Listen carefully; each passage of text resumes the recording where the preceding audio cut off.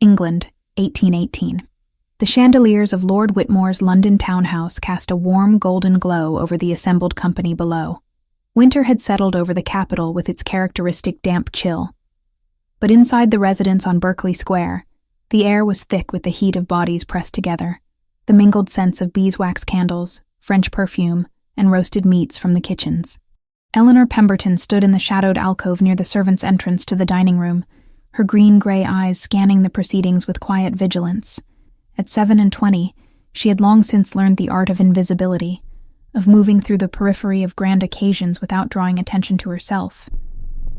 Her chestnut hair, threaded now with the faintest hints of copper that caught the candlelight, was pulled back in a simple knot at the base of her neck. The dark blue wool of her gown was serviceable rather than fashionable, marking her clearly as what she was, a woman in service. She had served 5 years not merely as a servant, but as Lady Whitmore's companion, and, whenever required, the quiet hand that kept the household's machinery from stalling. "Miss Pemberton," came the sharp whisper of Mrs. Davies, the housekeeper.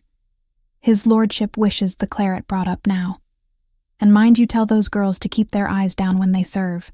We've the Duke of Northmere at table tonight."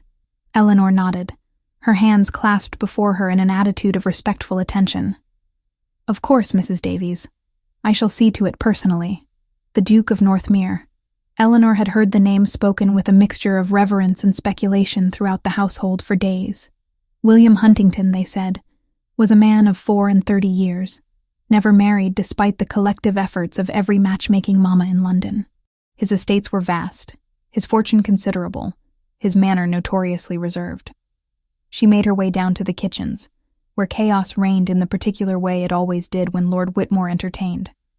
Cook was barking orders at the scullery maids, footmen rushed past with silver salvers, and in the midst of it all, young Jenny stood frozen, her eyes wide with terror as she stared at the tray she carried. "Miss Pemberton," the girl whispered urgently as Eleanor approached. "I can't do it. I can't go up there with all them fine lords and ladies watching. What if I drop something?" Eleanor's expression softened. Jenny was barely 16, newly arrived from the country, and utterly unprepared for the demands of a London household. "Take a breath," Eleanor said quietly, her voice carrying none of the sharpness that usually characterized interactions between upper and lower servants. "You need only focus on one step, then another. Keep your gaze on the floor just ahead of you, and remember that they are simply people. People who could have me dismissed for one wrong move."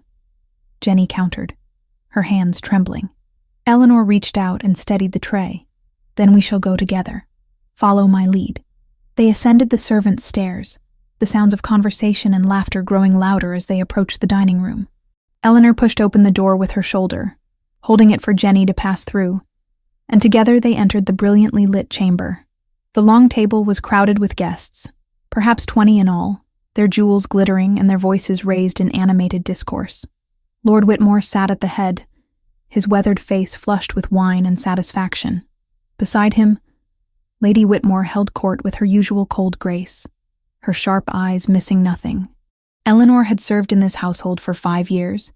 Ever since her father's death had left the family penniless, she had learned to navigate these waters with care, to anticipate needs before they were spoken, to make herself useful without making herself noticed. They were halfway around the table when it happened. Jenny, her attention fixed on the tray she carried, failed to notice the footman stepping backward from his position near the wall. The collision was inevitable. The tray lurched, and a crystal decanter of deep red claret tilted dangerously. Time seemed to slow. Eleanor saw Lady Whitmore's eyes widen in horror, saw Jenny's face go white with terror, saw the arc of crimson liquid as it began to fall toward the pristine white linen of the tablecloth and the expensive gown of Mrs. Harrington, who sat nearest to the disaster. Without thinking, Eleanor moved.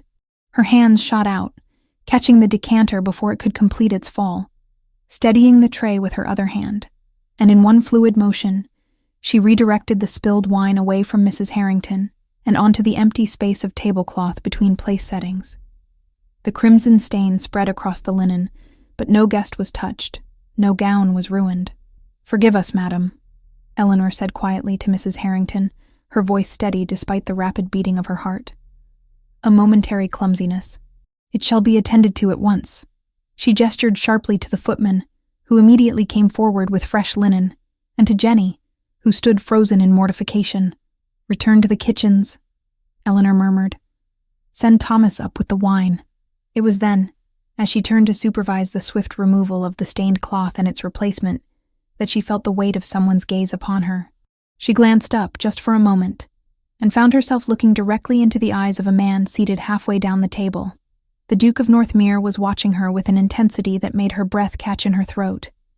His eyes were a deep, striking blue, like the ocean at twilight, and they held an intelligence that seemed to see far more than the simple tableau of a servant managing a minor disaster. His dark hair was slightly disheveled, as though he had run his hands through it, and the sharp planes of his face held a severity that might have been intimidating had it not been softened by the faint curiosity in his expression. For a moment, brief but unmistakable, the noise of the dining room seemed to fade.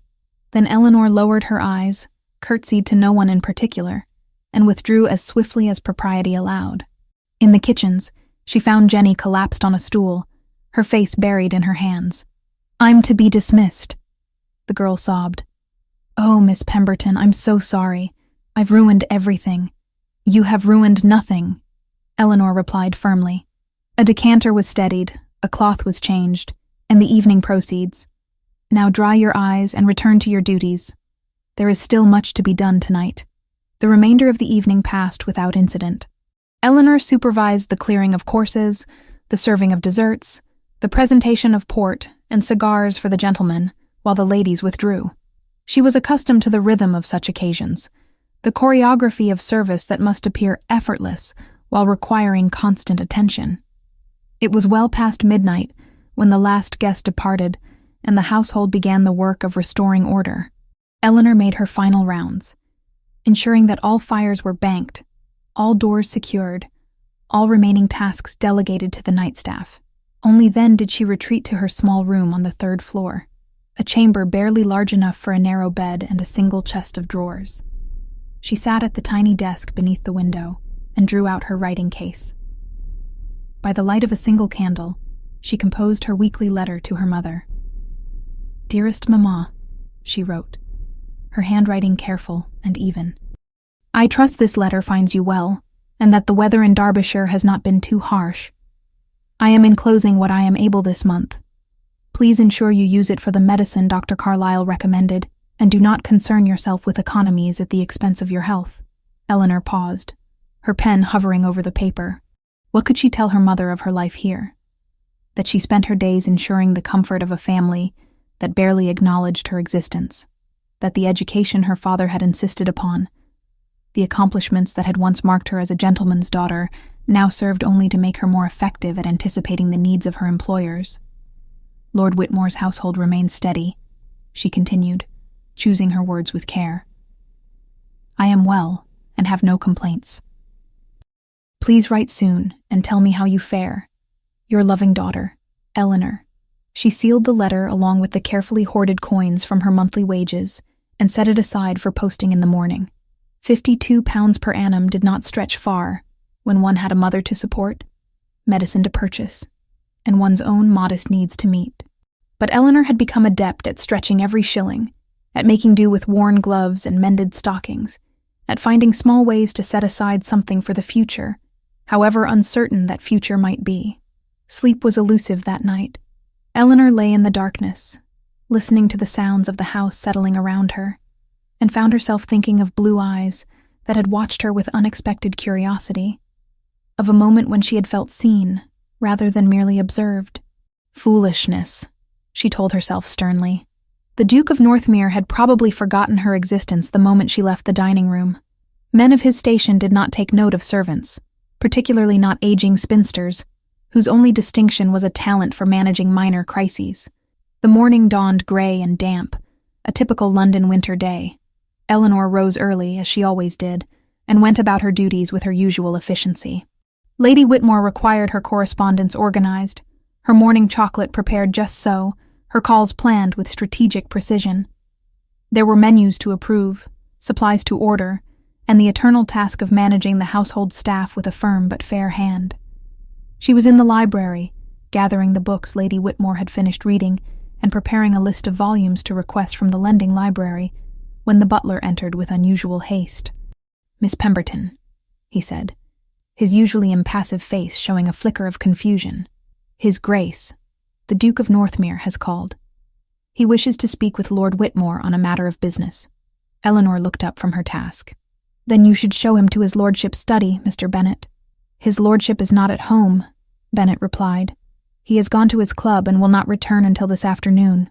I informed his Grace of this, but he has requested to wait in the library, if it would not be an inconvenience." The library, where Eleanor currently stood, surrounded by stacks of books and papers. "I shall remove myself at once," she said quickly. "Please show his Grace in." But even as she moved to gather her materials, the door opened, and William Huntington, Duke of Northmere, entered the room. He was taller than she had realized, his broad shoulders filling the doorway, and in the clearer light of morning, she could see the character written in his face, the fine lines at the corners of his eyes that suggested a man who spent time outdoors, the firm set of his mouth that spoke of decision and will. "Forgive the intrusion," he said, his voice a rich baritone that carried easily across the room. "I was told I might wait here." Eleanor curtsied, her eyes lowered. "Of course, Your Grace. I was just finishing a task for Lady Whitmore. I shall not disturb you." "You are not disturbing me," he replied, and there was something in his tone that made her look up despite herself. He was studying her again, with that same penetrating gaze she remembered from the previous evening. "You are the woman who caught the decanter last night," he said. It was not a question. "I am, Your Grace. I hope the incident did not spoil your enjoyment of the evening." "On the contrary," he said slowly, moving further into the room. "It was the most interesting moment of the entire affair. Tell me, do you read?" The question was so unexpected that Eleanor nearly dropped the book she held. "Your Grace?" He gestured to the volumes surrounding them. "You are in a library. I assume you have some purpose here beyond simple organization." Eleanor felt heat rising in her cheeks. It was improper for a servant to make free with an employer's library, though Lady Whitmore had never explicitly forbidden it. "I organize Lady Whitmore's reading," she said carefully. "And yes, when my duties permit, I sometimes read." "What do you read?" His curiosity seemed genuine, almost academic. Eleanor hesitated, torn between propriety and honesty. Finally, she indicated the book in her hands. "At present, Mr. Wordsworth's poems. Lady Whitmore found them tedious, but I confess I find them compelling."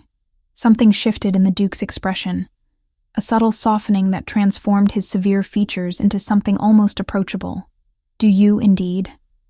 And which do you find most compelling?" "Tintern Abbey," Eleanor replied before she could stop herself. "The way he captures the relationship between memory and present experience, the notion that nature provides solace even in absence. I find it remarkably perceptive." William Huntington moved closer, and Eleanor became acutely aware of his presence, of the faint scent of sandalwood and something else, something distinctly male that made her pulse quicken in a way that was entirely inappropriate. "You have an educated manner of speaking," he observed. "That is unusual in a woman in service." Eleanor's spine straightened. "My father was Viscount Pemberton," she said quietly. "He believed in education for all his children, regardless of gender. That belief, along with his fortune, is all that remains of his legacy." The moment the words left her mouth, Eleanor regretted them. It was one thing to maintain one's dignity in service, quite another to speak so freely to a duke, to reveal the bitterness that sometimes threatened to overwhelm her careful composure. But William Huntington did not look shocked or offended. Instead, his expression became thoughtful. "Pemberton," he repeated. "I knew that name once. Your father suffered reversals, I believe." "A genteel term for complete ruination," Eleanor said, then caught herself. "Forgive me, Your Grace. I should not speak so frankly." "Why not?" he asked simply. "Truth is preferable to evasion, is it not?" Before Eleanor could formulate a response, they heard footsteps in the hall, and she quickly set down the book she held. "I should go," she said. Your business with Lord Whitmore is no concern of mine. Perhaps not, the Duke replied. But I wonder if we might speak again, Miss Pemberton. Eleanor met his gaze one final time, seeing in those blue eyes something she could not quite name. Curiosity, yes, but also a kind of recognition, as though he had found something unexpected and was not entirely certain what to do with the discovery. I am certain your Grace has far more pressing concerns than conversation with a servant, she said. And this time her curtsy was deeper, more final. Good day, your Grace. She left the library quickly, her heart beating far too rapidly, her mind in turmoil. Whatever had just passed between them, it was dangerous. Eleanor had learned the hard way that hope was a luxury she could not afford, that the distance between her current position and her former status was a chasm that could not be bridged by pleasant conversation and shared literary interests. Yet as she returned to her duties, supervising the polishing of silver and the airing of linens, she found her thoughts returning again and again to blue eyes and unexpected questions, to the way William Huntington had looked at her as though she were a person, rather than merely a function. That evening, as Eleanor prepared for bed, she found herself pausing at her small window, looking out over the darkened streets of London. Somewhere in this vast city, the Duke of Northmere was likely attending some glittering social event, surrounded by women of beauty and consequence. Women who could meet him as equals rather than looking up from a position of servitude. The thought should have brought resignation.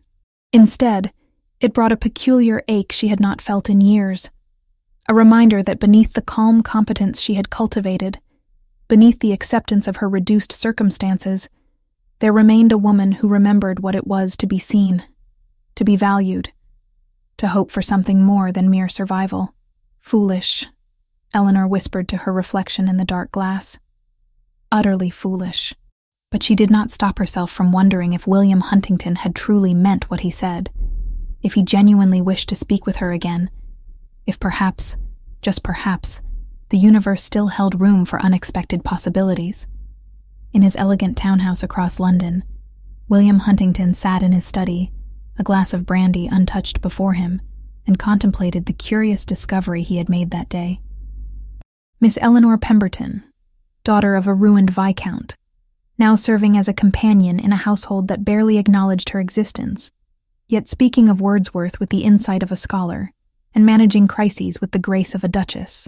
He had come to the Whitmore residence with genuine business to discuss, but he could not deny that curiosity had played a role in his timing. The woman from the previous evening had intrigued him in a way he could not fully explain, and the conversation in the library had only deepened that intrigue. William signaled to his secretary, who waited discreetly near the door. "Dalton, I need you to make some inquiries for me, discreetly." "Of course, Your Grace. What do you wish to know?" "Everything you can discover about the late Viscount Pemberton and his family, particularly what led to his financial ruin and what became of his survivors." As Dalton withdrew to begin his investigations, William returned his attention to the window, his mind occupied with questions he had not anticipated asking. What circumstances had reduced a viscount's daughter to service? What strength of character had allowed her to maintain such dignity in the face of such a fall? And why did he find himself caring about the answers with an intensity that surprised him? London's winter night pressed against the glass, cold and impersonal. But William Huntington felt the stirring of something he had not experienced in years. Genuine interest in another person. A desire to know more, to understand the story behind. Those intelligent green-gray eyes, and that careful composure. Tomorrow, he decided, he would return to Berkeley Square. Lord Whitmore's business could wait. There were more important questions that required answers. The Duke of Northmere's visits to Berkeley Square became a pattern that Eleanor could neither understand nor ignore. 3 times in as many weeks, William appeared with business matters for Lord Whitmore, yet her employer was rarely at home when the Duke chose to call. "His Grace wishes to wait in the library," Bennet announced one afternoon, his tone carefully neutral, though his eyes held questions Eleanor could not answer. Eleanor was reviewing household accounts when William found her in the small parlor. She rose quickly, her heart betraying her with its rapid beating. "Your Grace, Lord Whitmore is not at home." "So I was informed." He stepped into the room, his presence filling the modest space. I confess, the timing is not entirely accidental. Eleanor's hands tightened on the ledger she held. You should not say such things. Should I not? His blue eyes held hers with uncomfortable intensity. I find I am weary of pretense, Miss Pemberton. These past weeks I have manufactured excuses to call here, all for the possibility of speaking with you. Is honesty not preferable to deception? Before Eleanor could respond, Lady Whitmore's sharp voice echoed from the hallway. Bennett, where has that girl gotten to? I require her assistance immediately. The moment shattered. Eleanor curtsied quickly and moved toward the door, but William's hand brushed against hers as she passed, a brief contact that left her skin burning. We shall speak again, he said quietly, and it sounded less like a question than a promise. Lady Whitmore awaited her in the morning room, her expression cold and calculating. The Duke of Northmere has been calling here with remarkable frequency. One might wonder at such attention to my husband's company, given that Lord Whitmore is rarely at home when his Grace chooses to visit. I could not say, my lady. Could you not? Lady Whitmore's smile was thin as a blade. I trust you understand, Eleanor, that servants who attract unwanted attention often find themselves without positions and without references. The threat was clear, delivered with the casual cruelty of absolute authority. Eleanor curtsied deeply. I understand perfectly, my lady. That evening, Eleanor composed her weekly letter to her mother with trembling hands. Dearest Mamma, I trust the medicine continues to provide some relief. I am enclosing what I can manage this month, though I fear it grows increasingly difficult to make ends meet. The cost of your treatment weighs heavily upon my mind. Please write and assure me you are following Dr. Carlyle's instructions. She stared at the meager coins beside the letter, knowing they were barely enough. The medicine her mother required grew more expensive with each month, and Eleanor's wages could stretch only so far. The following week brought a new complication. Lady Vivian Carlyle swept into London society with the dramatic flair of a woman accustomed to being the center of attention. Eleanor first encountered her at one of Lady Whitmore's afternoon gatherings, where she assisted with serving tea. Vivian was beautiful in a deliberate, calculated way, her emerald silk gown cut to draw every eye, diamonds glittering at her throat and wrists with a profusion that seemed almost vulgar in its excess. How delightful to be back in London, Vivian purred to Lady Whitmore. The country grows so tiresome. Tell me, is the Duke of Northmere still maintaining his obstinate refusal to marry? Such a waste of excellent prospects. Lady Whitmore's gaze flickered briefly to Eleanor. His Grace has been much occupied with business matters of late. Has he indeed? Vivian's eyes sharpened with predatory interest. How fortuitous. The Duke and I are distantly related, you know. I really must call upon him. Eleanor, standing near the sideboard, found herself troubled by Vivian's ostentatious display of wealth. The jewelry alone represented a fortune, and for a woman supposedly still in mourning, the bright colors and extravagant adornments seemed inappropriate. Later, young Meg sought Eleanor out in the servants' hall. Miss Pemberton, that Lady Carlyle, the girl whispered urgently. Cook says her husband died not 6 months past, yet she's already wearing colors and jewels. And my cousin who worked in the Carlyle household says the late Mr. Carlyle was involved in questionable business dealings, made his fortune through means that weren't quite proper, if you take my meaning. Eleanor frowned. That is a serious accusation, Meg. You should not repeat such things without evidence. No, miss, you're right. Only it makes a body wonder where all that money came from. The conversation lingered in Eleanor's mind as she went about her duties. There was something unsettling about Vivian Carlyle beyond the merely unpleasant. Something calculated and cold beneath the practiced charm. 2 days later, William arrived during one of Lord Whitmore's rare afternoons at home. But when their business concluded early, Eleanor found herself alone with him in the library once more. You seem troubled, William observed, setting aside the book he had been pretending to read. I am well, Your Grace. Are you? He moved closer. I have noticed you seem withdrawn of late. Has someone distressed you? His genuine concern threatened her composure. Your visits here have not gone unnoticed. Lady Whitmore has made it clear that she finds the situation irregular. William's jaw tightened. Lady Whitmore presumes too much. She presumes nothing. She has absolute authority over me. and she has made abundantly clear that servants who attract unwanted attention find themselves unemployed. Then let me help you, William said urgently. Your mother requires medicine you cannot afford. Allow me to provide it. Eleanor stepped back as though struck. And what would you have in return for such generosity? I may be reduced in circumstances, Your Grace, but I am not for sale. You misunderstand me entirely, William said, looking genuinely distressed. I offer assistance freely, without expectation, and I wish only to maintain my dignity, Eleanor replied, her voice breaking despite her best efforts. Every kindness you offer only serves to highlight how impossible any future between us must be. Silence fell between them, heavy with unspoken longing and impossible barriers. Finally, William spoke, his voice low and rough. If you truly wish me to cease these visits, I shall honor that request. But know that it will cost me dearly. It costs us both, Eleanor whispered. But some prices must be paid to preserve what dignity remains. She left the library before he could respond, before the tears threatening to fall could betray how close she stood to surrendering to the impossible dream he offered. That night, Eleanor wrote another letter to her mother, this one more honest than any she had permitted herself before. Mamma, I fear I have made an error in judgment. I have allowed myself to become attached where I should have maintained only professional courtesy. I do not know how to unmake this mistake. Please write soon. Your wisdom would bring me comfort. 3 days passed without word from William. Eleanor told herself it was for the best. That distance would allow them both to return to the proper order of things.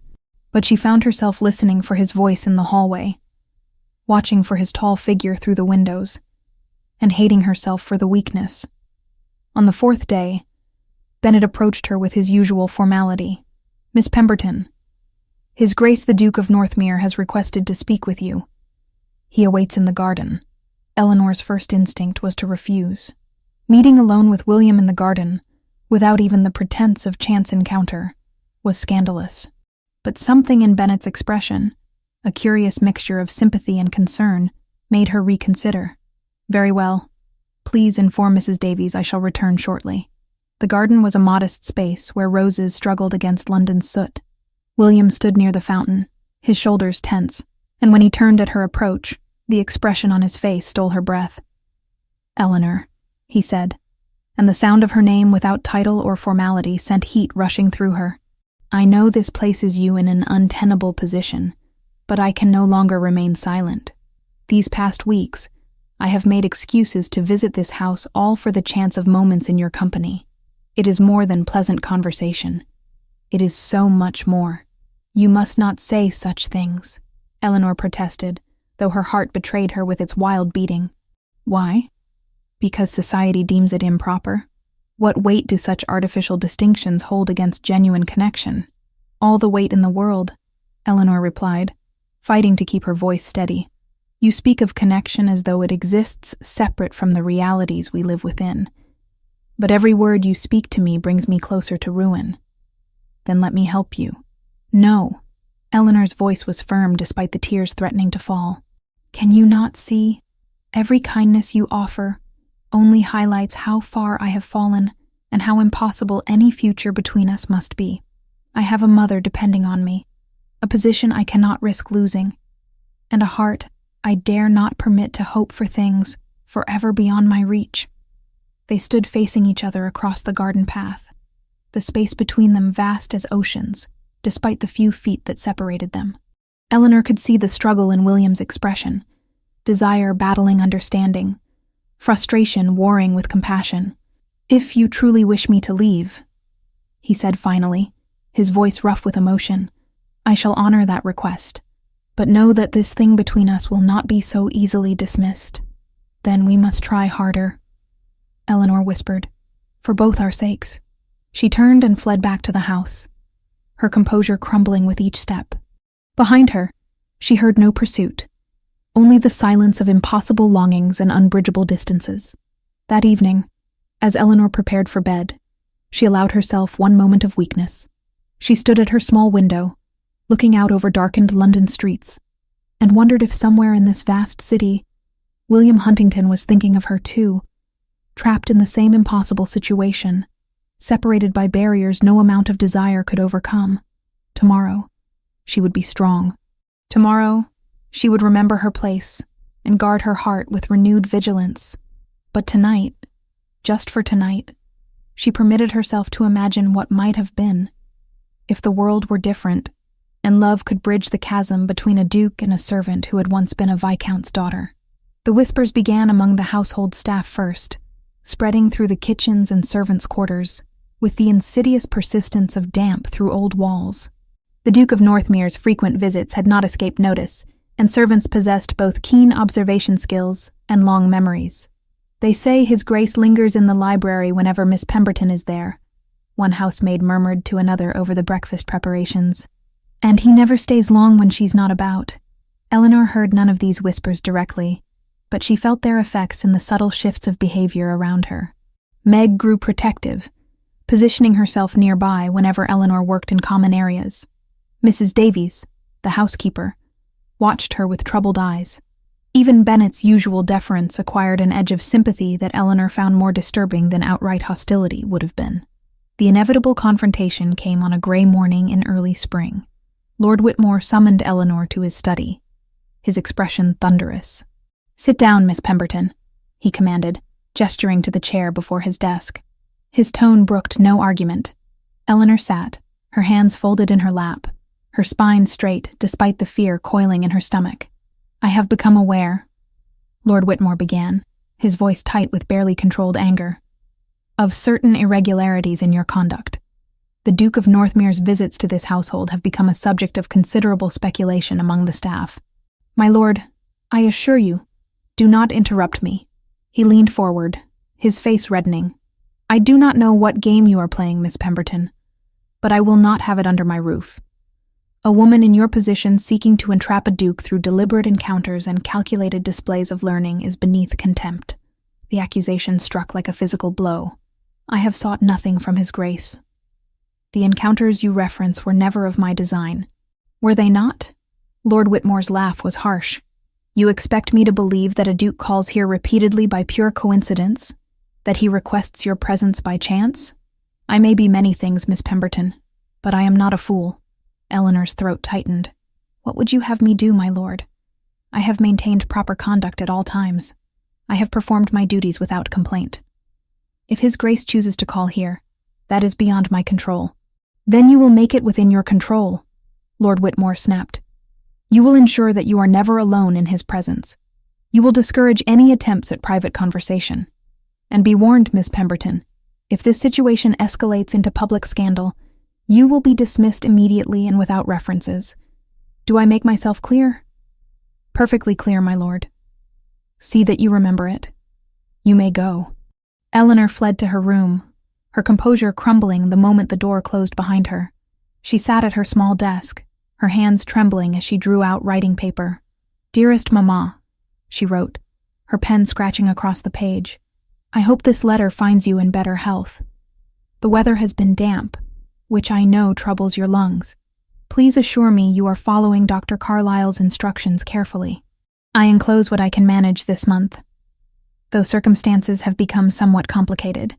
Please do not worry yourself. I am managing as I always have." She stared at the inadequate words, then added more honestly, "The truth is that my position here grows increasingly precarious. I may need to consider other arrangements. If circumstances require it, might I come to Derbyshire for a brief visit? I miss you terribly." The response arrived 10 days later. Judith's handwriting, shakier than Eleanor remembered.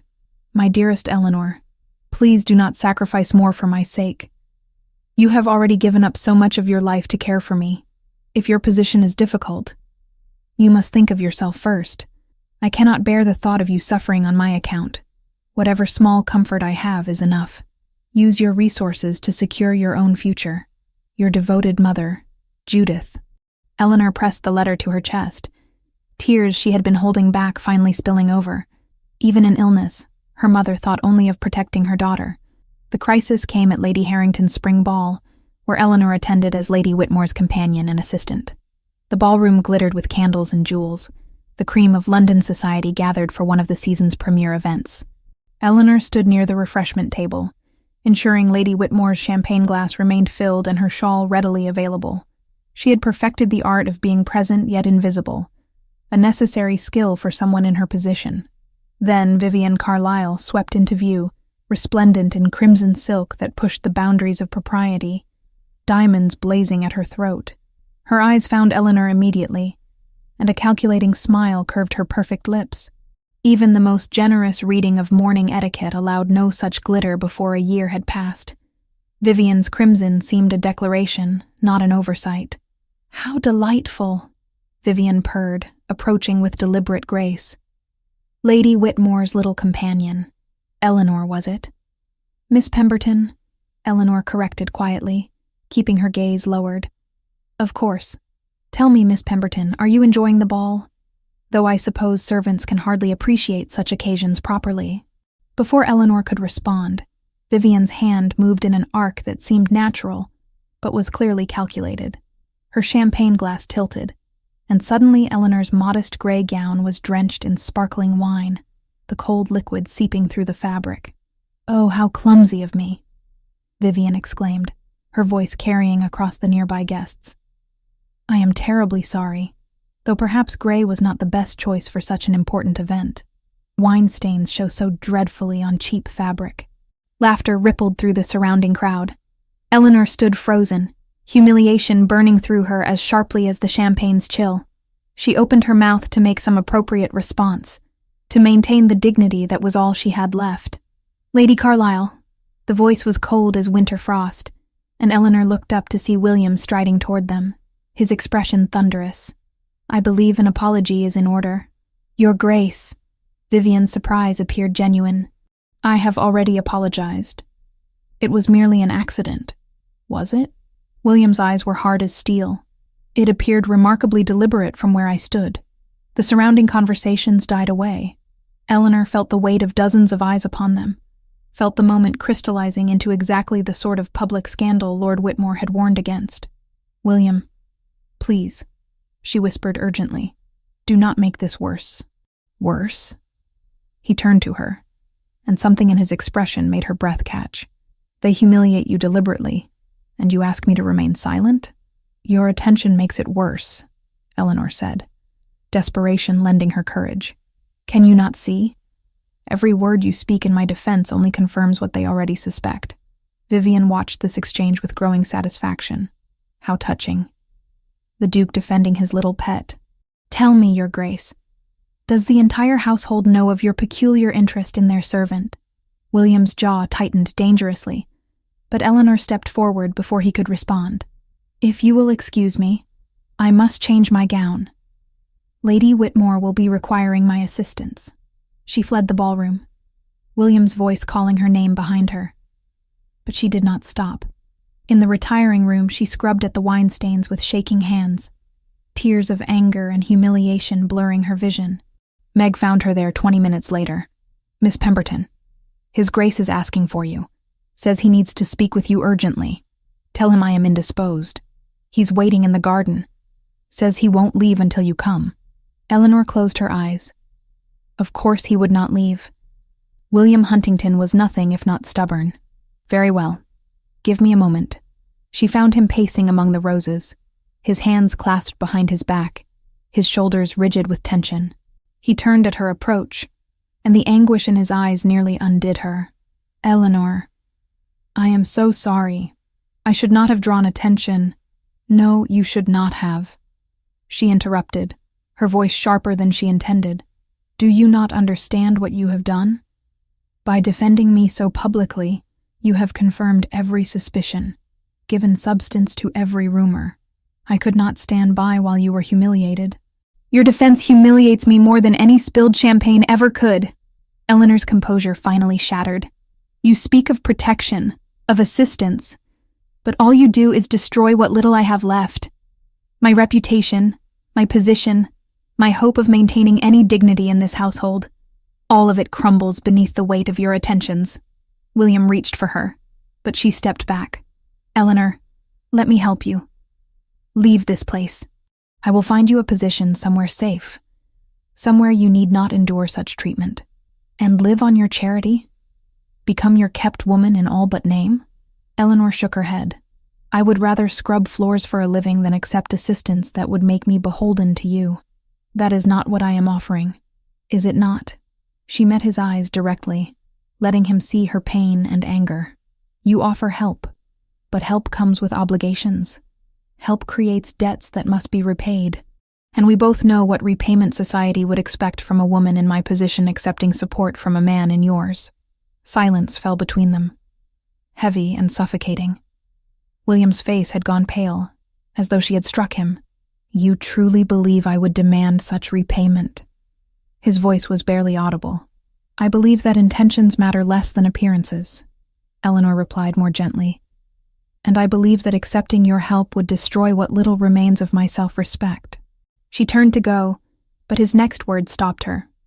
What will you do?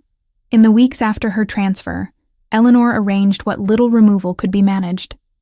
With Lord Whitmore's permission and the steward's wagon, Judith Pemberton was brought from Derbyshire to a sunlit cottage at the edge of the Yorkshire estate.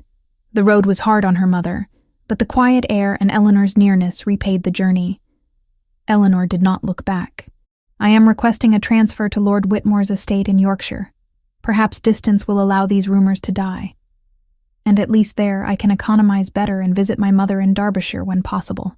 Yorkshire. William's voice held something that might have been despair. That is your solution? To run away? That is my survival, Eleanor corrected. Goodbye, Your Grace. This time when she walked away, he did not call after her. Eleanor returned to the ballroom long enough to inform Lady Whitmore of her request for transfer, then retreated to the carriage for the journey back to Berkeley Square. That night, she penned a formal letter to Lord Whitmore, requesting transfer to his Yorkshire property. She wrote another to her mother, explaining that she would soon be closer and could visit more regularly. What she did not write was how her heart had broken with each step away from William, how the memory of his stricken expression would haunt her dreams, or how the impossibility of their situation had never felt more absolute. Some distances, Eleanor understood now, were measured not in miles, but in the unbridgeable chasms of class and circumstance. And some loves, no matter how genuine, could never overcome the harsh realities of the world they inhabited. 3 months had passed since Eleanor fled London for the relative safety of Yorkshire. The countryside stretched endlessly before her, green fields rolling beneath vast skies that seemed to promise both freedom and exile in equal measure. Lord Whitmore's Yorkshire estate was a sprawling affair, less grand than the London townhouse, but no less demanding. Eleanor supervised the household with quiet efficiency, managing servants who were more plain-spoken than their city counterparts, directing the daily operations that kept the manor functioning smoothly. It was honest work, exhausting work, and Eleanor threw herself into it with desperate determination. The small cottage on the edge of the estate grounds had become home to her mother. Judith Pemberton, 52 years old and growing frailer by the week, sat by the window most days, wrapped in shawls despite the approaching warmth of late spring. Eleanor visited each morning before beginning her duties, bringing medicine purchased with carefully hoarded coins and whatever small comforts she could manage. You look tired, my dear, Judith observed one morning as Eleanor prepared her breakfast. Are you sleeping? Well enough, Mama. Eleanor kept her voice steady, though the truth was that sleep came rarely and poorly. The country air suits me better than London smoke, and yet something troubles you still. Judith's eyes, faded but still sharp, studied her daughter's face. You cannot hide from a mother's sight, Eleanor. Eleanor sat down beside her, taking the fragile hand in her own. I am only concerned about your health. The medicine is expensive, and I fear... You fear that your wages will not stretch far enough. Judith finished the thought with characteristic directness. My darling girl, you have sacrificed too much already. If circumstances require difficult choices... No, Eleanor interrupted firmly. We will manage. We always have. But the lie sat bitter on her tongue. The truth was that managing grew harder each week. The cost of Judith's medication had increased yet again, and Eleanor's modest salary could barely cover their most basic needs. She had already sold the last pieces of jewelry that had escaped her father's creditors, pawned the watch that had been her grandfather's, and mended her own gowns until the fabric could bear no more patches. The crisis she had been dreading arrived in the form of a letter from Lord Whitmore's steward.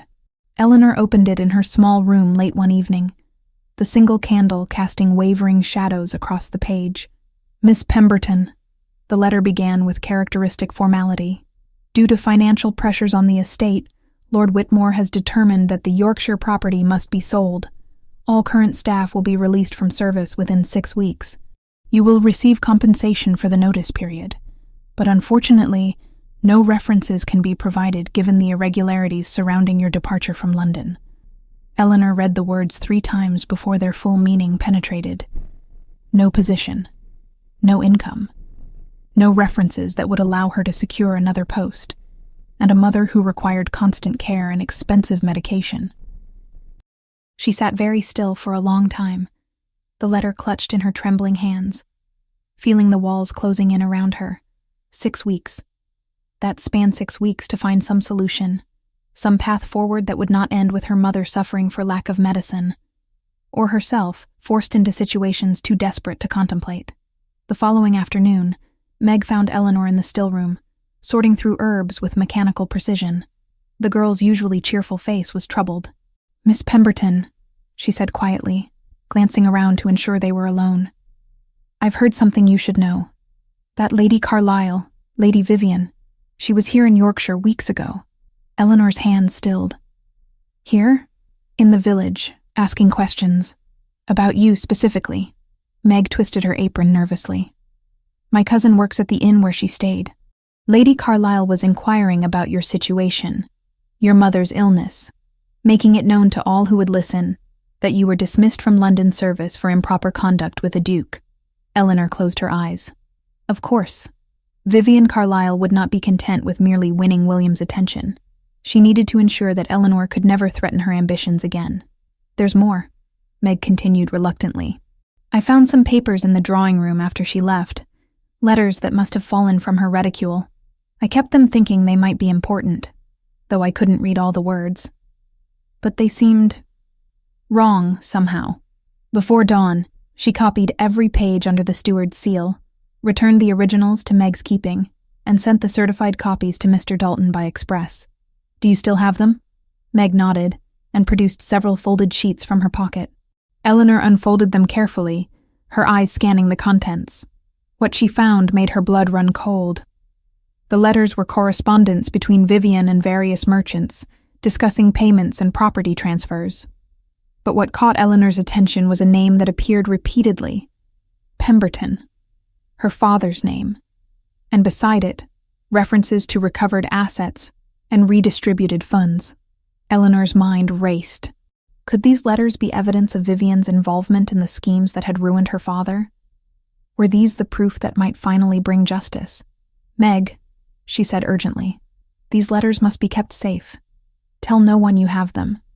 Do you understand?" "Yes, miss. But what do they mean?" "I am not entirely certain yet. But I believe they may be the key to understanding what truly happened to my family's fortune." Meanwhile, in London, William Huntington sat in his study surrounded by documents that told a story of greed and betrayal.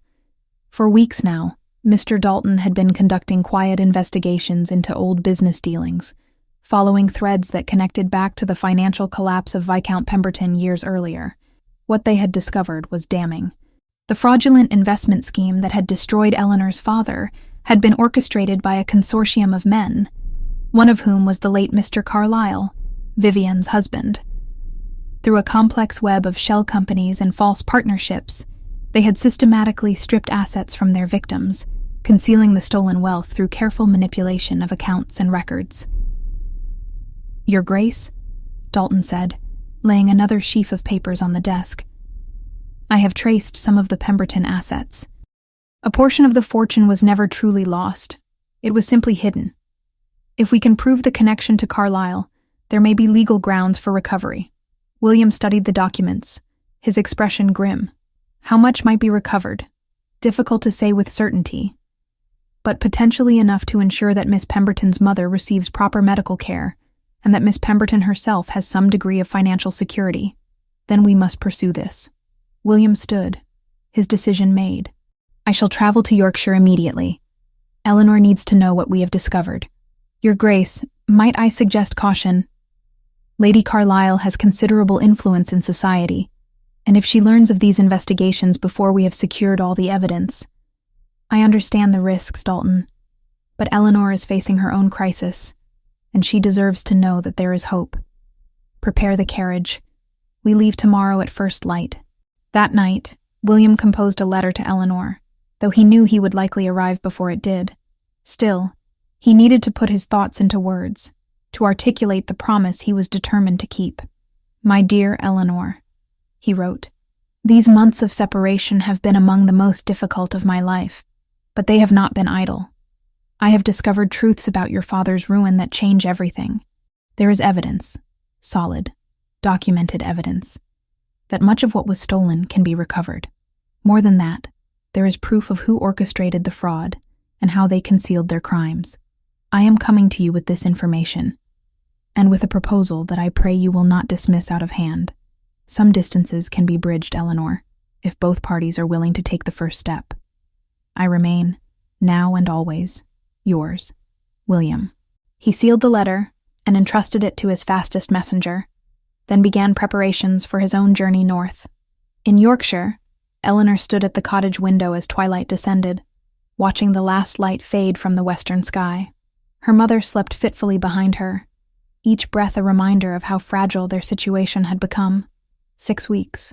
She had 6 weeks to find a solution to problems that seemed insurmountable. No position, no references, no resources beyond what she could scrape together from the sale of a few remaining possessions.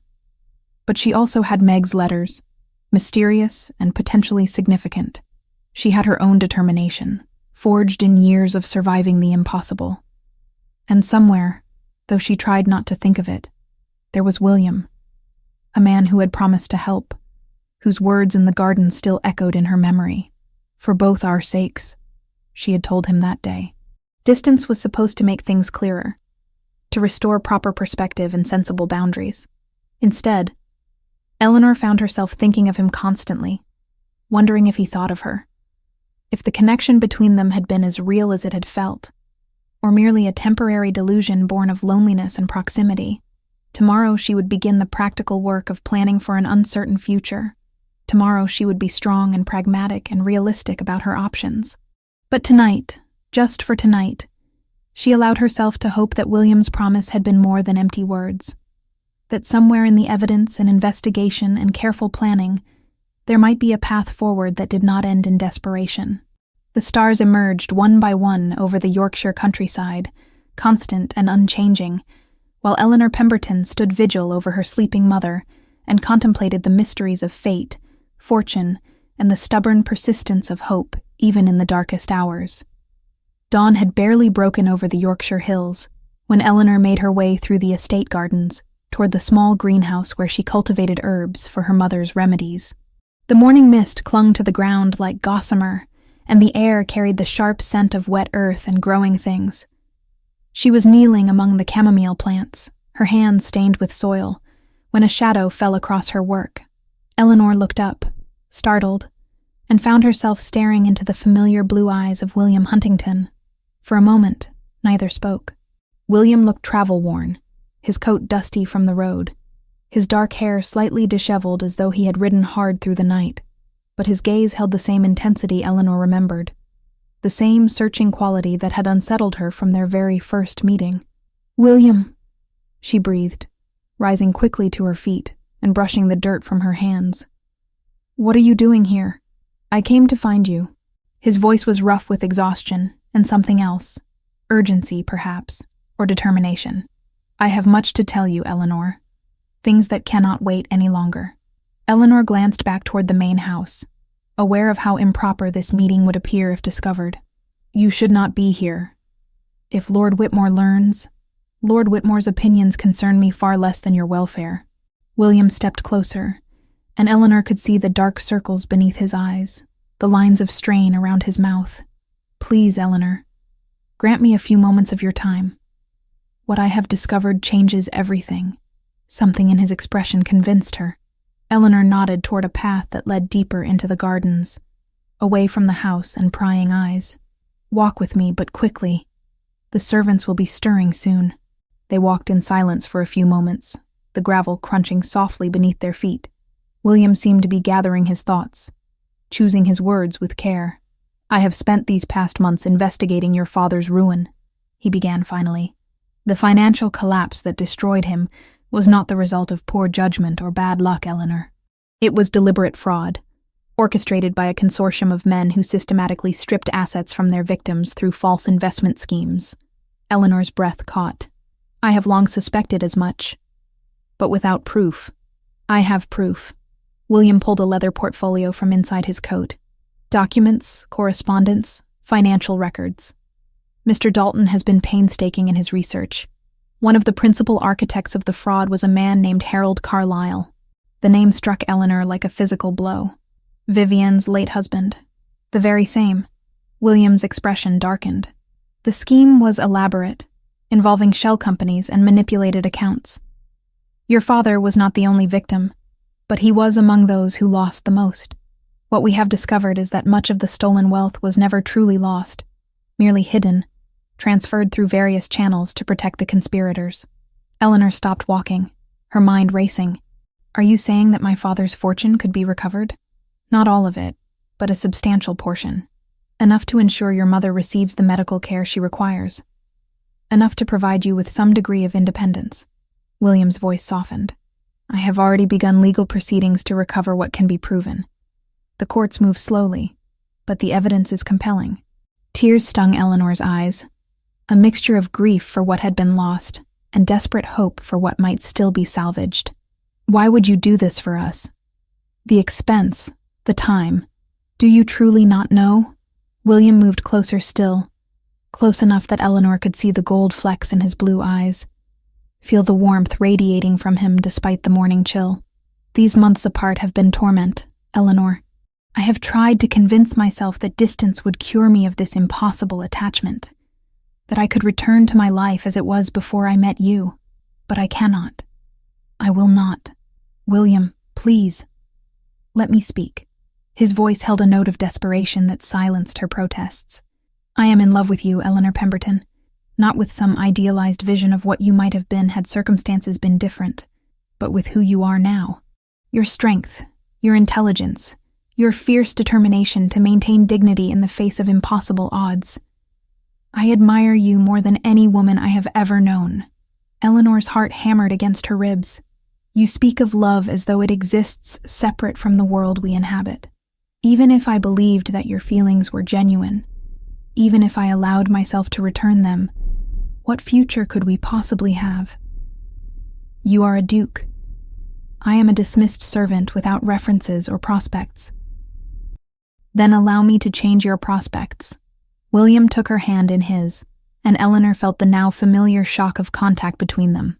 "I do not ask for your hand today. I know you would refuse me, and rightly so, but I ask permission to court you properly, openly, to give you time to trust that my intentions are honorable, that I seek partnership, not possession." Eleanor wanted to pull away, to protect herself from the hope his words kindled, but she found she could not move, transfixed by the sincerity in his expression. "Even if your intentions are pure, society would never accept such a match. Your position, your responsibilities. My responsibilities include using my position for good." William interrupted. "And if society finds our connection unacceptable, then society is in error. I am prepared to face whatever consequences come from choosing my own path. But I am not certain I can face them," Eleanor admitted, her voice breaking. "The cost of such a choice falls more heavily on women than on men. You speak of consequences, but you cannot truly understand what it means to risk everything on the uncertain promise of acceptance that may never come." William's grip on her hand tightened. "Then let me bear some of that risk. Accept my help with your mother's care, not as charity but as a loan if you prefer. Take time to see that my commitment to you is not some passing fancy born of novelty or pity. Allow me to prove through actions, not merely words, that I am worthy of your trust." Eleanor looked up at him, seeing in his face the same struggle she felt within herself, the war between desire and prudence, between hope and fear. She had spent years building walls around her heart, protecting herself from the pain of wanting things forever beyond her reach. But William was offering her something she had never dared imagine.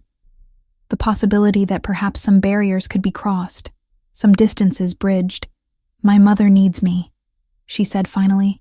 "The medicine, the care, these cannot wait on my decision." "I understand.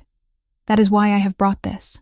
William withdrew a small purse from his coat, enough to cover 6 months of proper medical treatment. "Consider it advance payment for services you will render me in the future, if that makes it more acceptable." He laid a folded agreement beside the purse, terms in Dalton's hand, witnessed by the inn's solicitor, engaging her for estate audits and correspondence at a fair salary. The coin merely bridged the weeks before the first remittance. "Services?" Eleanor's voice held a note of suspicion. "I have estates that could benefit from your administrative talents," William said quickly. "Your work here has proven your capability. If you will not accept help freely given, then accept employment on terms that preserve your pride." It was a transparent fiction, but one that offered Eleanor a way to accept what she desperately needed without entirely compromising her principles. She hesitated, torn between gratitude and the knowledge that accepting this gift would bind her to William in ways she was not certain she was ready to acknowledge. "Why?" she asked finally. "Why does this matter so much to you? You could have any woman in England, titled, wealthy, beautiful, with impeccable connections. Why pursue someone who brings you nothing but complications?" William smiled, and the expression transformed his serious features into something almost boyish. "Because when I am with you, I feel more myself than I have in years. Because you challenge me, question me, refuse to defer to my title or my wealth. Because every decision I make, I find myself wondering what you would think of it, how you would approach the problem." He paused, his expression growing more vulnerable. "Because I have never met anyone who made me want to be better than I am." The words struck something deep within Eleanor, a longing she had buried so thoroughly she had almost forgotten it existed. To be seen, truly seen, not as a function or a problem to be solved, but as a complete person worthy of admiration and affection. It was a gift beyond price. "I do not know how to do this," she admitted, her voice barely above a whisper. "I have spent so long protecting myself from hope that I no longer know how to allow it in." "Then we shall learn together." William lifted her hand to his lips, pressing a kiss to her knuckles that sent warmth flooding through her entire body. "I ask only for the chance, Eleanor. Time to prove that what I feel is real and lasting. Time for you to decide whether you can trust me with your heart." From the direction of the house, Eleanor heard the distant sound of doors opening, servants beginning their morning routines. The spell was breaking, reality intruding on this stolen moment. "I must go," she said reluctantly. "If we are discovered—" "I know." William released her hand, but his eyes held hers. "But I will not disappear again, Eleanor. I have taken rooms in the village. I will remain here until we have resolved these matters, both the practical ones and the personal. That will cause talk. Let it. I am done with pretense and propriety that serves only to keep people in their designated places." William's expression grew fierce. "You deserve better than the life circumstances have forced upon you, and I intend to help you claim it, whether society approves or not." Eleanor hurried back toward the house, her mind in turmoil, the purse of coins heavy in her pocket. She had accepted his help, had allowed him to state his intentions openly. In doing so, she had taken the first step down a path whose destination she could not clearly see. But as she glanced back and saw William still standing in the garden, watching her retreat with an expression of such open longing that it made her heart ache, Eleanor felt something shift within her. Perhaps some risks were worth taking. Perhaps some possibilities deserved exploration, even when wisdom counseled caution. That evening, as Eleanor sat beside her mother's bed administering the medicine that William's gift had made possible, Judith reached out and grasped her daughter's hand. "Something has changed," the older woman observed. "I see it in your face." Eleanor hesitated, then decided her mother deserved the truth. "The Duke of Northmere has come to Yorkshire. He has discovered evidence about Father's ruin, and he has offered assistance. And," Judith's eyes were knowing, "and he has declared his feelings for me. Asked permission to court me properly. Do you return his feelings?" Eleanor closed her eyes. "I am afraid to. The distance between us is so vast, and the potential for pain so great. My darling girl, Judith said gently, you have spent years sacrificing your own happiness to care for me. Do not let fear prevent you from accepting joy when it finally presents itself. This Duke, does he seem sincere? Terrifyingly so. Then perhaps you should give him the chance he asks for. Give yourself that chance. Judith squeezed her daughter's hand. You deserve happiness, Eleanor. You have earned it 1,000 times over. As Eleanor prepared for bed that night, she stood at her small window looking out over the darkened countryside. Somewhere in the village below, William Huntington was likely sitting in some rented room, planning his next steps, determined to overcome every obstacle between them. And for the first time in years, Eleanor allowed herself to imagine a future that included more than mere survival. A future where love might actually be possible. Where the distance between a duke and a dismissed servant might be bridged by courage, determination, and the stubborn refusal to accept that some things were simply impossible. Tomorrow would bring new challenges, new complications. But tonight, Eleanor Pemberton permitted herself to hope. The news of William's presence in Yorkshire spread through the countryside with the speed of wildfire through dry grass. Lady Vivian Carlyle received word within 3 days, and her reaction was immediate and calculated. She arrived at the Whitmore estate in a grand carriage accompanied by a small but influential party from London society. Mrs. Henrietta Ashford, Lord and Lady Pembroke, and the sharp-eyed Mrs. Dalrymple, a woman whose opinions carried considerable weight among the ton. The group claimed to be touring the northern estates, but their timing was too convenient to be coincidental. Eleanor first learned of their arrival when Meg burst into the still room, her face flushed with alarm. Miss Pemberton, Lady Carlyle is here with a party of London guests. She's demanding to see Lord Whitmore, but he's away in Manchester. The steward doesn't know what to do with them. Eleanor's stomach tightened. Where's the Duke? Still at the village inn, I believe. Should someone fetch him? No. Eleanor made the decision quickly. Let them settle first. I will not give Lady Carlyle the satisfaction of seeing me panic. But panic was precisely what she felt as she made her way toward the main house. Vivian's arrival could mean only one thing. She had come to destroy whatever fragile hope William's presence had kindled. The confrontation came sooner than Eleanor anticipated. She was crossing the main hall when Vivian's voice rang out from the drawing room, sharp and carrying. I find it most irregular that the Duke of Northmere should absent himself from London for such an extended period, particularly to rustic surroundings that offer so little in the way of proper society. Eleanor paused, her hand on the newel post of the servants' stairs. His Grace's movements are his own concern, came Mr. Dalton's measured reply. William's secretary had arrived earlier that morning with additional documents. Are they? Vivian's laugh was like breaking glass. When those movements involve clandestine meetings with dismissed servants, I should think they become everyone's concern. The Duke's reputation is not yours to manage, Lady Carlyle. William's voice cut through the room, and Eleanor heard the steel beneath his controlled tone. She moved closer, positioning herself where she could observe without being immediately visible. William stood near the fireplace, his posture rigid with barely contained anger. Vivian faced him from the center of the room, her beautiful face arranged in an expression of concerned sympathy that fooled no one. My dear William, Vivian purred, I come only out of friendship and concern for your welfare.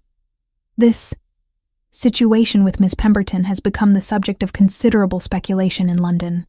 As your family connection, I felt obligated to intervene before irreparable damage is done to your standing. How considerate. William's tone was arctic. And you brought witnesses to this intervention, I notice. Mrs. Ashford shifted uncomfortably in her seat. We merely accompanied Lady Carlyle on what we understood to be a tour of the countryside. How convenient that the tour led directly here. William moved toward Vivian with deliberate slowness. Tell me, Lady Carlyle, what is your true purpose in coming? Vivian's mask of concern slipped fractionally. I have already stated. You have stated lies. William produced a folder from the table beside him. I have here documented evidence of fraud perpetrated by your late husband and his associates. Evidence that includes your own correspondence discussing the redistribution of stolen assets. The room went utterly silent. Vivian's face paled, then flushed with anger. How dare you make such accusations? She hissed. I knew nothing of Harold's business affairs. Did you not? William opened the folder, extracting several pages. Then perhaps you can explain these letters, bearing your signature, discussing payments from accounts that can be directly traced to the Pemberton estate fraud. Those are forgeries, Vivienne declared, but her voice had lost its certainty. Are they? I have witnesses who can authenticate your hand. I have bank records that corroborate the transactions. And I have victims, good people whose lives were destroyed by the greed of men like your husband. William's voice rose slightly, passion breaking through his controlled facade. You profited from that destruction, Lady Carlisle. You wear jewels purchased with stolen money. You live in comfort built on others' suffering. Vivienne's eyes darted around the room, seeing the doubt growing in the faces of her companions. She made her decision in an instant, launching her counterattack with vicious precision. And what of your own behavior, Your Grace? These noble accusations from a man who has been conducting an illicit affair with a servant. She turned to address the assembled witnesses directly. Ask him about his frequent visits to this household in London, his private meetings with Miss Pemberton, his obvious obsession with a woman so far beneath his station that the very association is scandalous. Mrs. Dalrymple gasped. Lord Pembroke looked deeply uncomfortable. Mrs. Ashford's expression sharpened with interest. The Duke of Northmere, Vivienne continued, her voice rising, has been making a fool of himself over a dismissed servant, a woman without prospects or breeding, who has clearly calculated her every move to ensnare him through feigned learning and practiced helplessness. That is enough. Eleanor stepped into the room, her voice cutting through Vivienne's tirade. Every head turned toward her. She moved with deliberate grace, her worn gray gown a stark contrast to Vivienne's expensive silk, but her bearing was that of a woman who had nothing left to lose, and therefore nothing to fear.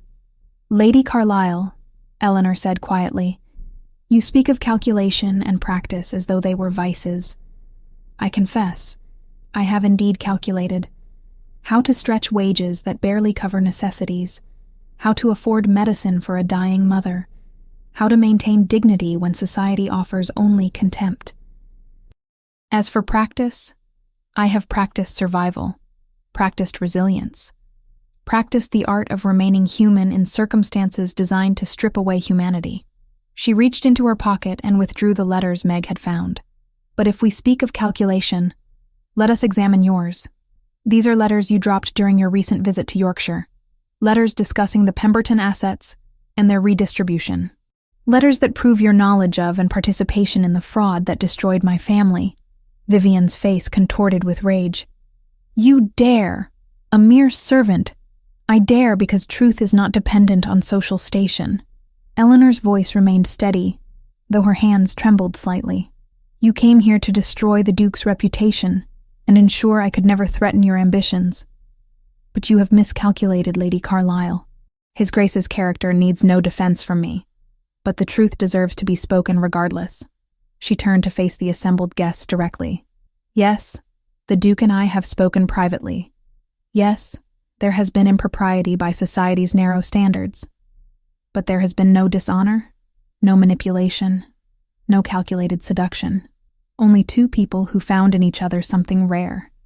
Genuine understanding and respect across barriers that society insists must not be crossed.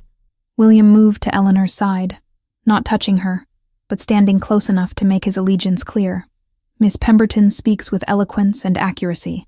I will not apologize for my interest in a woman whose intelligence and character far exceed those of most women I have met in so-called proper society. If that interest has caused scandal, then I accept responsibility for it. But I will not stand by while she is maligned by someone whose own conduct is far more worthy of censure. The silence that followed was heavy with tension. Mrs. Dalrymple studied Eleanor with new eyes, as though seeing her clearly for the first time. Lord Pembroke cleared his throat awkwardly.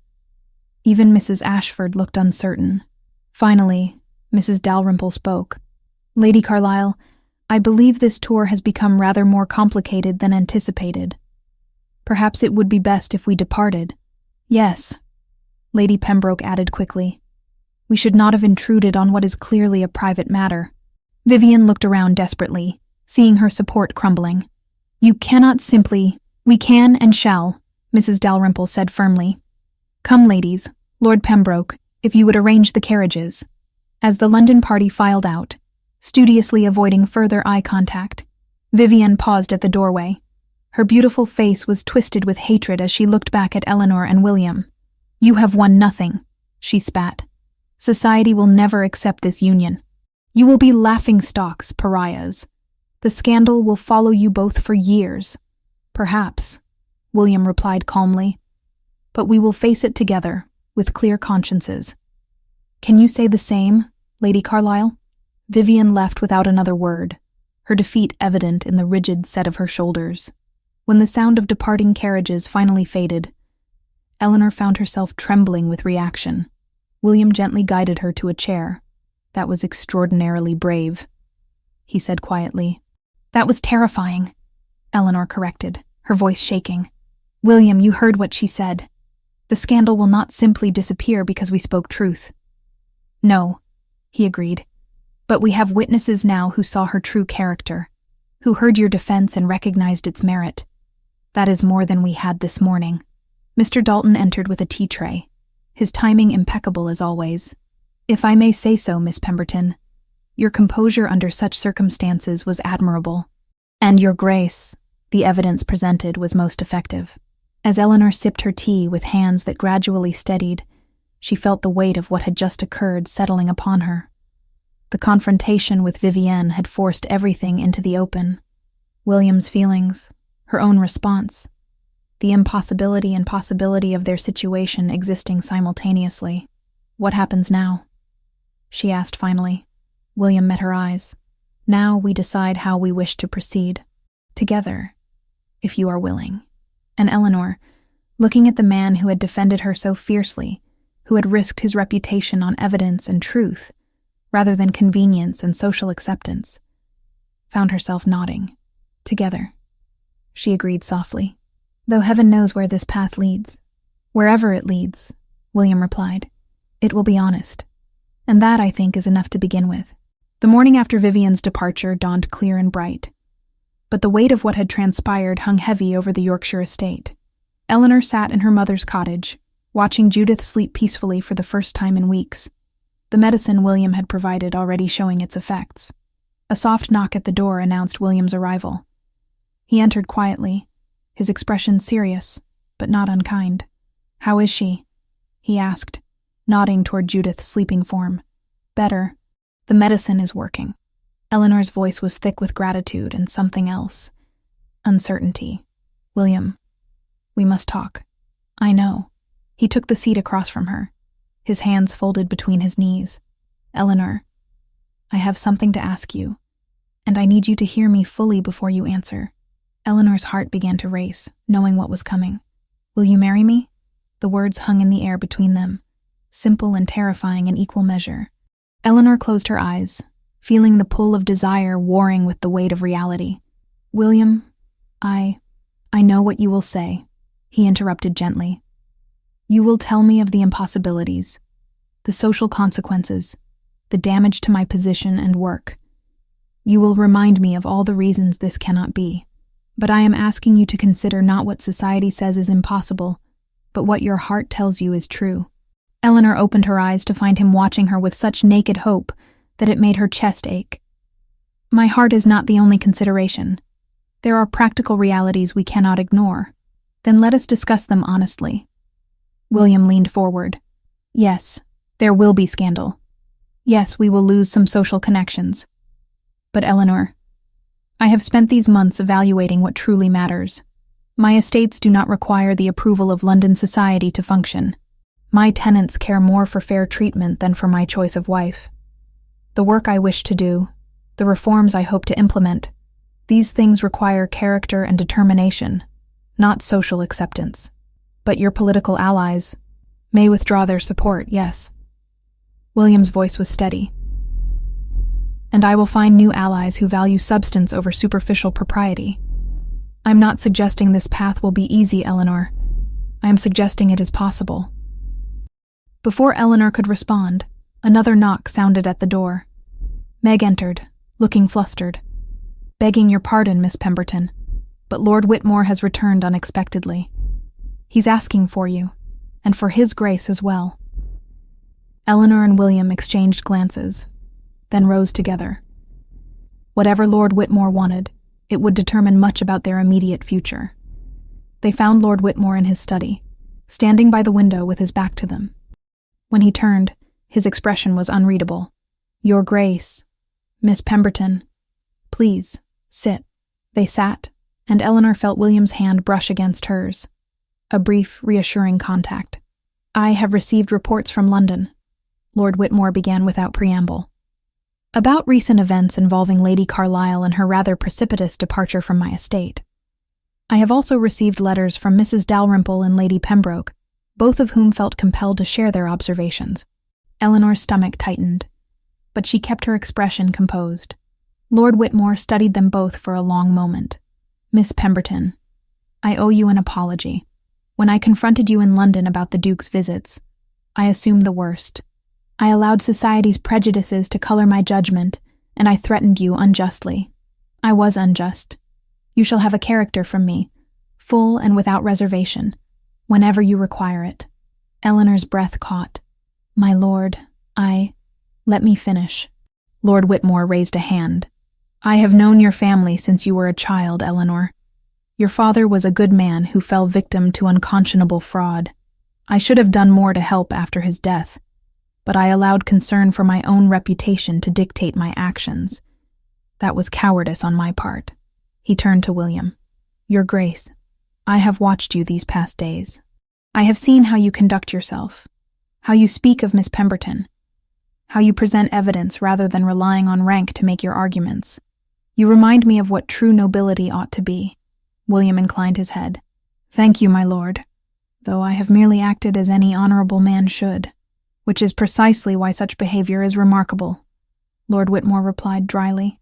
"Most men of your station would have abandoned this situation long before now, or worse, pursued it dishonorably." He paused. "I understand you have proposed marriage to Miss Pemberton." "I have," William confirmed, though she has not yet answered. Lord Whitmore looked at Eleanor. "The decision is yours, of course, but I wish to offer something that might make that decision easier. Eleanor, if you will accept it, I would like to formally recognize you as ward of the Whitmore family.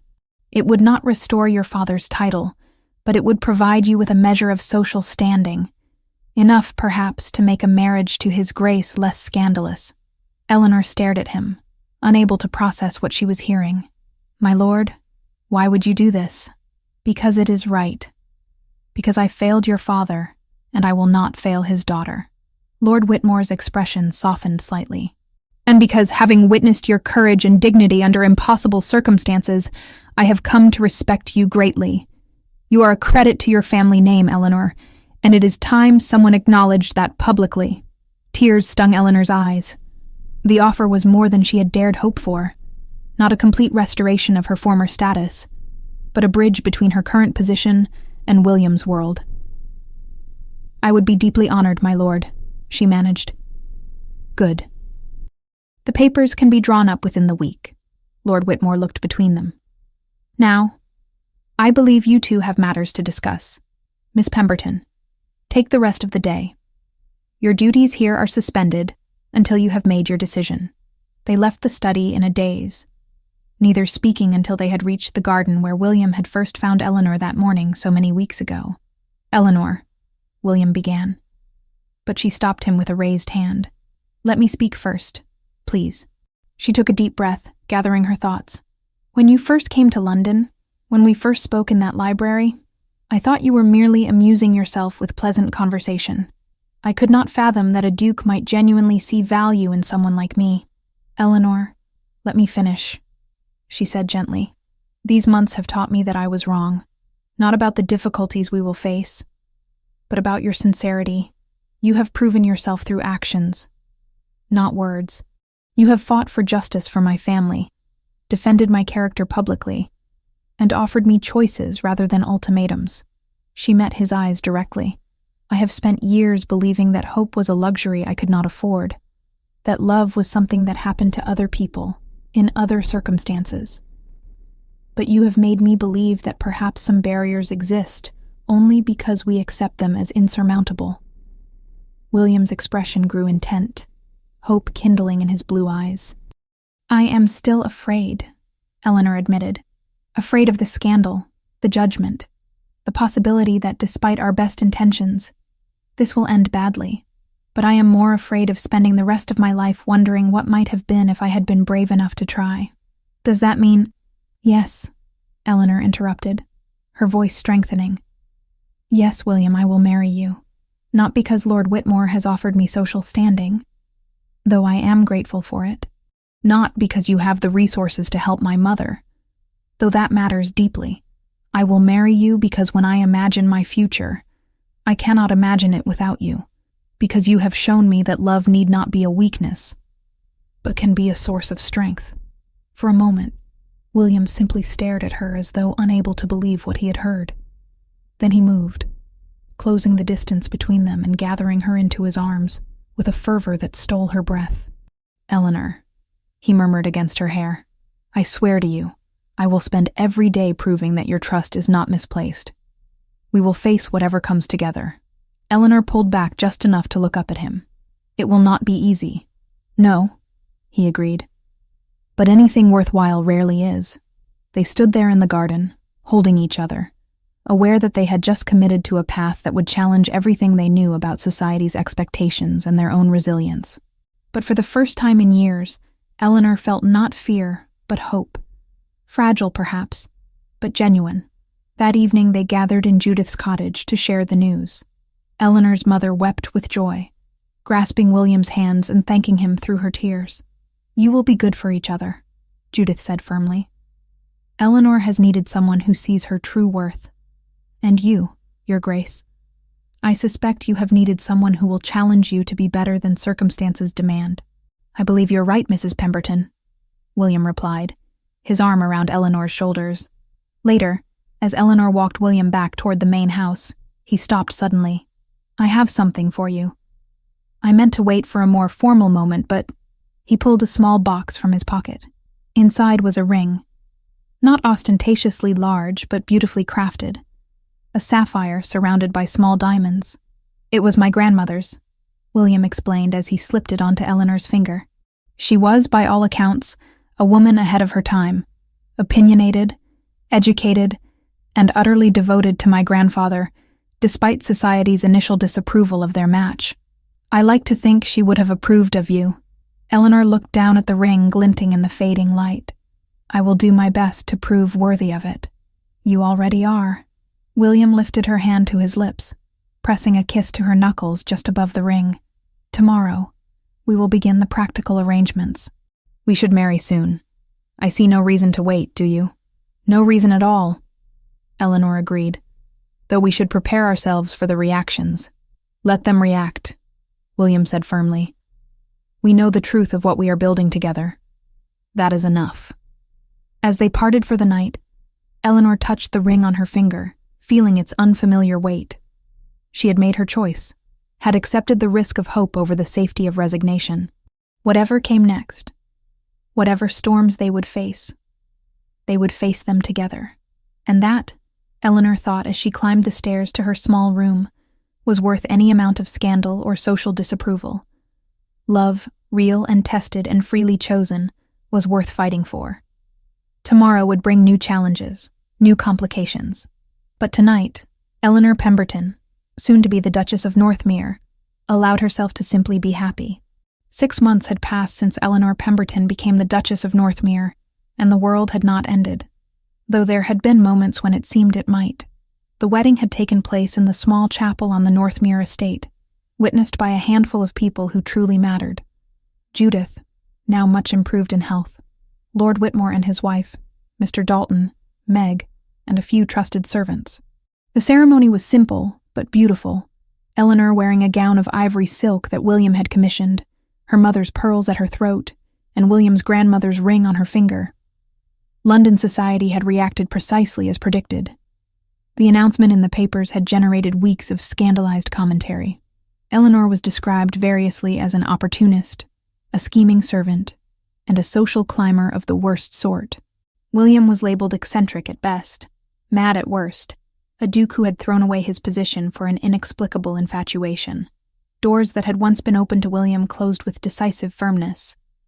Invitations ceased. Several political allies withdrew their support for his proposed reforms. Lady Vivian Carlyle, it was said, had retreated to the continent, though whether from genuine disgrace or strategic regrouping remained unclear. But something unexpected had happened as well. The tenants and workers on William's estates had greeted Eleanor with cautious curiosity that quickly transformed into genuine approval. Here was a duchess who understood the value of a shilling, who knew what it meant to work with one's hands, who listened to their concerns without condescension because she had lived in circumstances not so different from their own. Eleanor had thrown herself into the work of managing the estates, with an energy born of years of suppressed potential finally finding purpose. She established schools in 3 villages, employing teachers who would educate both boys and girls. She created apprenticeship programs for promising young people, giving them opportunities that might otherwise have been forever beyond their reach. She implemented reforms in the workers' cottages, ensuring decent housing and fair treatment. The changes were practical, grounded in Eleanor's own experience of hardship and her determination that others should not suffer needlessly when solutions were available. Word spread beyond Northmere's borders, and other progressive landowners began to take notice, requesting consultations, asking advice. Even some members of the aristocracy, those who valued results over rigid propriety, began to reconsider their initial judgment. Mrs. Dalrymple, who had witnessed the confrontation with Vivian, had become an unexpected ally, speaking favorably of Eleanor's character in influential circles. Lord Whitmore's public support had provided crucial social legitimacy. The journey had not been without pain. Eleanor still felt the sting of cutting remarks overheard at the occasional social functions they attended. William had indeed lost political support that might have advanced reforms more quickly. Some family connections had been strained, perhaps permanently. But they had gained something more valuable, a partnership built on genuine respect, shared purpose, and the knowledge that they had chosen each other freely, without coercion of circumstance or pressure of expectation. Judith Pemberton lived in a comfortable cottage on the estate grounds, her health much improved with proper medical care, and the peace of knowing her daughter was not merely surviving, but thriving. She spent her afternoons in the garden William had designed specially for her, growing herbs and flowers, receiving visits from Eleanor nearly every day. Meg had been promoted to Eleanor's personal assistant, a position that recognized both her loyalty and her considerable organizational talents. The young woman had blossomed in her new role, managing Eleanor's correspondence and helping coordinate the various charitable initiatives. Mr. Dalton remained William's trusted secretary, but had become something more, a genuine friend to both Duke and Duchess, his dry wit and unflappable competence providing steady support through the turbulent early months. On an evening in late autumn, as the sun cast long golden shadows across the Northmere gardens, Eleanor and William walked together along the gravel paths. The air held the sharp sweetness of dying leaves and wood smoke from distant chimneys. "Lord Ashton has written," William mentioned, his hand warm in Eleanor's. "He wishes to discuss implementing similar education programs on his estates. That makes 7 landowners who have inquired in the past month." Eleanor smiled. "Change spreads more slowly than we might wish, but it does spread. Each small victory builds toward larger transformations. You sound very philosophical this evening. I was thinking earlier about where we were a year ago. The fear, the uncertainty, the impossibility of imagining this moment." Eleanor paused, looking up at the house that was now her home. Not through birth or fortune, but through choice and courage. "Sometimes I still cannot quite believe it is real." William stopped walking, turning to face her fully. "Do you have regrets? About the doors that closed? The connections that were lost?" Eleanor considered the question seriously, as she always did when William asked for her true thoughts. "I regret that change requires such high costs. I regret that society's prejudices hurt good people unnecessarily. But do I regret choosing you? Choosing this life? Never. Even when Lady Morrison cut you at the assembly last month? Even then." Eleanor's smile turned wry. "Lady Morrison's approval has never been necessary for my happiness. Your respect, your partnership, that matters. The work we are doing together matters. The rest is merely noise." William lifted her hand to his lips, pressing a kiss to her knuckles just above the ring that had become so familiar. I love you, Eleanor Huntington, Duchess of Northmere. More each day, if that is possible. It is possible, Eleanor replied softly, because I find the same is true for me. They resumed walking, comfortable in the silence that had become one of the gifts of their marriage, the ability to simply be together without constant need for words. Inside the house, preparations were underway for a small dinner party. Lord Whitmore and his wife would be joining them, along with Lord Ashton and his daughter and Mr. Dalton. Not a grand society affair, but an evening of genuine conversation with people who valued substance over superficiality. I received a letter from my mother today, Eleanor mentioned. She asks if we might visit Derbyshire next month. There is a school there that could benefit from your advice on funding. Of course. We shall make it a proper visit, not rushed. William's expression grew thoughtful. Your mother seems much happier of late. She is at peace, Eleanor agreed, knowing that I am not merely surviving, but building something meaningful. That matters more to her than any social acceptance ever could. As they approached the house, William paused once more. Do you remember what you said to me that day in Yorkshire? That some distances existed only because we accepted them as insurmountable? I remember. You were right. Not that crossing those distances was easy. We both know it has been anything but it was possible. You made me believe that, Eleanor. And in believing it, we made it real. Eleanor leaned against him, feeling the solid strength of his presence, the reality of what they had built together. We made each other believe. That is the gift. Not that you rescued me from my circumstances, but that we chose to face the world together, each making the other stronger. The dinner that evening was filled with laughter and serious discussion in equal measure.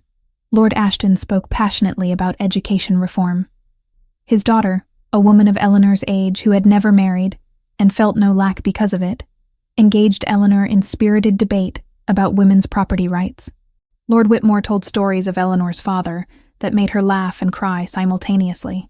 When their guests had departed and the house had grown quiet, Eleanor found William in his study, reviewing papers by lamplight. She moved to stand behind him, her hands resting on his shoulders. A good evening, she observed. The best kind. Good company, meaningful conversation, and the promise of change to come. William set down his pen and drew Eleanor around to sit on his lap. Propriety be damned. Do you know what I thought about most during those months we were apart? Tell me. This. Not grand gestures or dramatic moments, but quiet evenings where we could simply be ourselves, partners in all things, building a life that mattered to us, rather than conforming to expectations that never fit properly.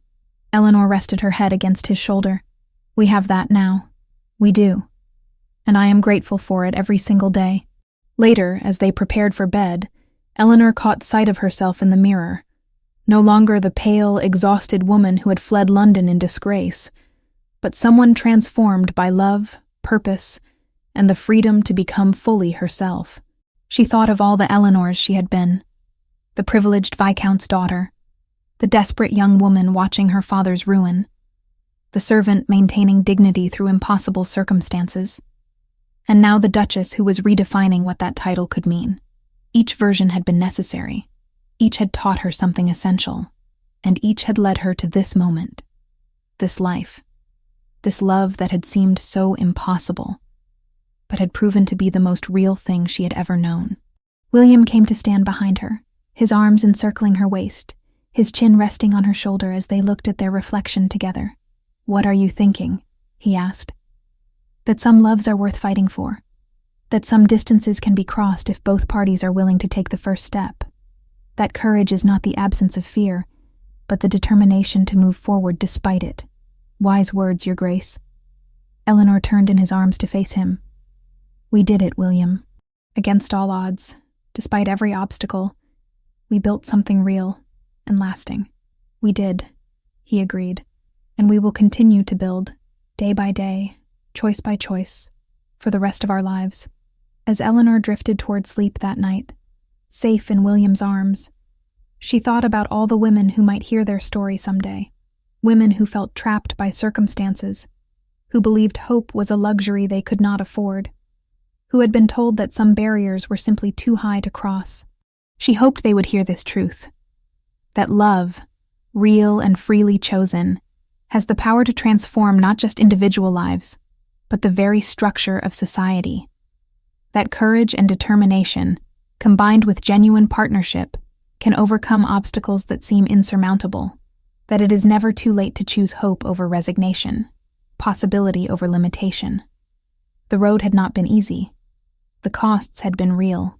But the reward, a life lived authentically, a love that strengthened rather than diminished, a partnership built on mutual respect and shared purpose, had been worth every sacrifice, every scandal, every closed door. Some loves, Eleanor understood now, are not meant to fit within society's narrow definitions. They are meant to expand those definitions, to show that human connection transcends artificial barriers of class and circumstance. They are meant to prove that the heart, when given the courage to choose freely, will always choose truth over convenience, love over safety, possibility over limitation. And so Eleanor Huntington, Duchess of Northmere, once Eleanor Pemberton, servant and forgotten daughter, closed her eyes in peace, knowing that tomorrow would bring new challenges and new opportunities to build on what they had created together. The world was changing, slowly but surely. And she and William were part of that change, proof that some distances could indeed be bridged, that some loves were worth fighting for, and that happiness, real and hard-won, was possible even in the most unexpected circumstances. May you sleep peacefully tonight, knowing that genuine love, when built on respect and nurtured with courage, is a foundation strong enough to weather any storm. May you never lose hope that circumstances can change, that barriers can be overcome, and that choosing love over fear is always, always worth the risk.